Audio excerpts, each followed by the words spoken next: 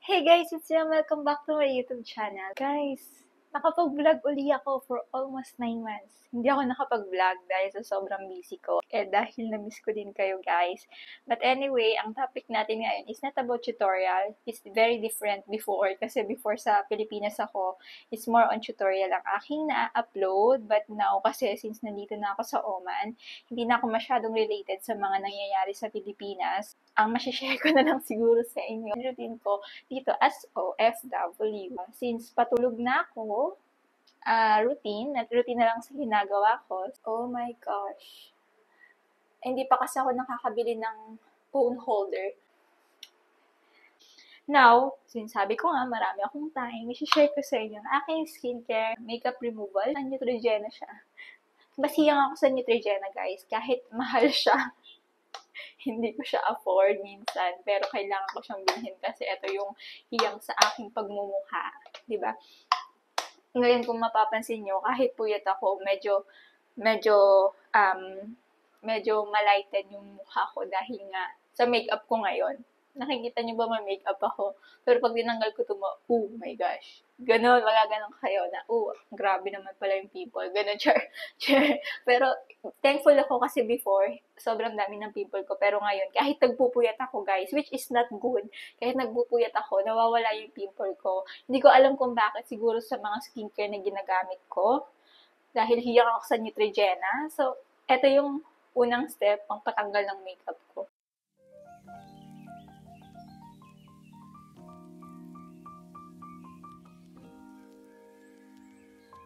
So, next is ang vitamin C face wash.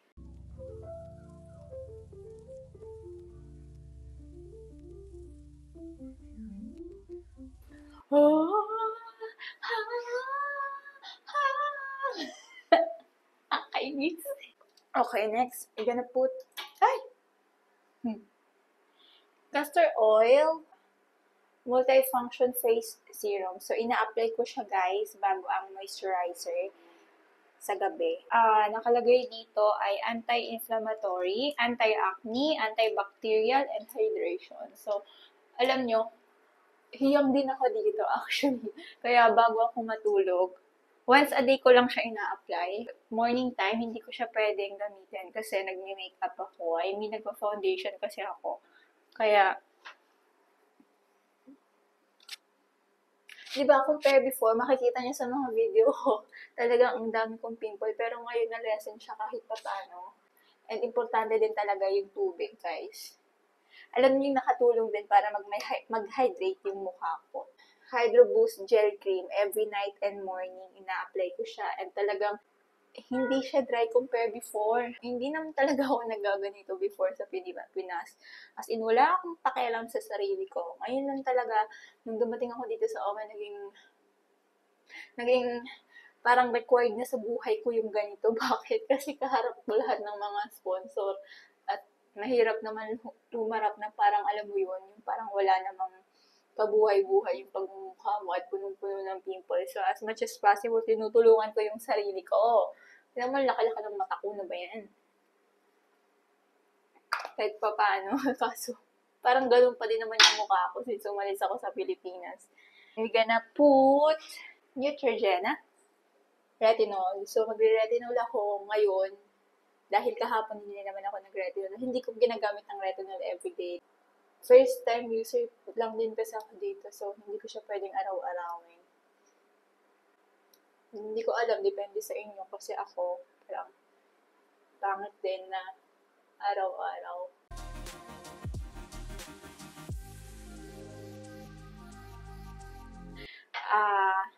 Retinol lang palaman natin. Ang top natin uli is moisturizer. So, Neutrogena ulit.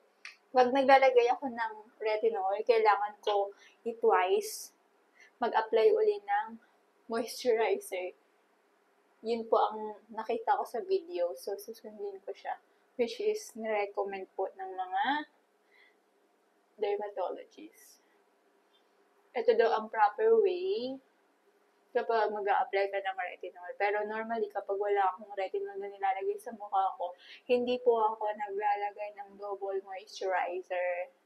Kapag ganito lang, moisturizer, retinol, then moisturizer again. Yun po ang advice. Makulit pa ako. May ilalagay pa ako sa mukha ko. Guess what? Dahil wala akong petroleum, Vaseline ang ilalagay ko. After nyan, maglalagay ako ng Vaseline sa mukha ko dahil wala akong petroleum. Ito lang naman, nakita ko lang, tayo naman kasi mga 20s, talagang nako-curious tayo sa mga ano-ano. Kung ano yung nakikita natin, ina-apply natin, nakita ko magandang effect daw ang petroleum actually ang nilalagay sa lip at saka nilalagay sa eye. But ngayon, hindi ko pa naman nakikita yung effect, pero gusto ko pa din siya i-continue. So, maglalagay ako ng small amount lang naman sa lips.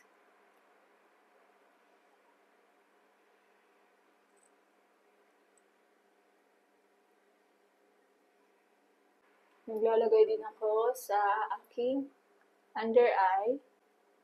Uy, alam niyo, effective to. Nung naglagay ako ng Vaseline sa under eye ko, tsaka dito, parang na-lessen yung dark, dark part ng under eye ko. Kasi lagi akong puyat, pero pagkagising ko, hindi ko nakikita na may eye bag ako or may black something sa mukha ko. Ginaganyan ko siya. Madikit siya, pero okay lang. Hindi ko alam kung yun. Pero gusto ko yung nagiging effect niya. Ang sabi din nila, pampakapal daw din po ng pilik mata ang petroleum. Pero walang petroleum, Vaseline gamitin ko. Pero totoo, nakakaano nga siya, effective nga siya. Parang, week ko pa lang siya ginagawa, pero maganda din naman ang effect po sa pagmumukha ko. Alam, masyadong marami akong ina-apply, ang OA ko na. Pero ganun lang, normally guys.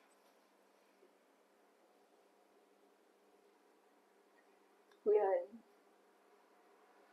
So, tanan, it's all done. That's all guys.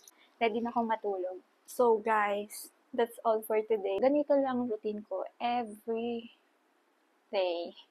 Hindi ako pwedeng lumabas. Ganito lang ang buhay OFW. Talagang mahirap, pero hindi ko na-imagine. I mean, hindi mo mamamalayan patapos na contract mo. Before, parang sinasabi ko lang gusto kong mag-abroad, pero ngayon, oh my gosh, Lord, thank you so much. Dahil sinamahan ako ng Lord until now, and I have only remaining 9 months. Matatapos na yung kontrata ko. Parang dati lang pressure na pressure ako on how to communicate with the sponsor, but now, natutuwa ako kasi iba talaga siya mag-move. Iba mag-move ang Lord. Iba ang mag-move ang Holy Spirit. So, that's the good thing. That's the good thing, guys, na naranasan ko dito. Talagang kapag kasama mo si Lord sa buhay mo, hindi kanya iiwan. Hindi kanya papabayaan. Hindi po ganun kadali na malayo sa pamilya. And at the same time, yung mental health ang kalabang ko dito actually kasi I'm dealing with all the sponsor and even all the housemaid. At sobrang hirap sa part ko. But at the same time, when I always pray to God, whatever it is, iba yung effect sa akin. Parang madadama mo yung Holy Spirit niya, and at the same time, talagang mararamdaman mo na tinutulungan ka niya. So, that's the tip siguro sa lahat ng mga OFW. Sobrang halaga na manalangin tayo every time na nahihirapan tayo. Actually, it's not the thing na kapag nahihirapan lang. I mean, kapag masaya tayo, thank you Lord. Kahit nahihirapan tayo, thank you Lord. As long as, laging connected tayo sa Lord, lagi nating ina-acknowledge ang Lord. I mean, lagi nating inaalala ang Lord sa lahat ng ginagawa natin. Pray every morning bago pumasok sa work, every time na bago matulog, ganun. So, kapag kasama ang Lord, parang ang gaan sa lahat ng bagay. So, that's the thing, guys, na naranasan ko dito na sobrang hirap, pero hindi siya naging lugmok kaagad dahil si Lord kasama ko siya. Sobrang emotional ako ngayon na talagang iba mag-work si Lord sa lahat. So, ngayon din at the same time, nahihirapan ako kasi kamay ko yung hinahawak. Nahihirapan ako sa kamay ko. Ang sakit. Ang sakit. nahihirapan ako guys sa paghawak kasi wala akong holder ng camera.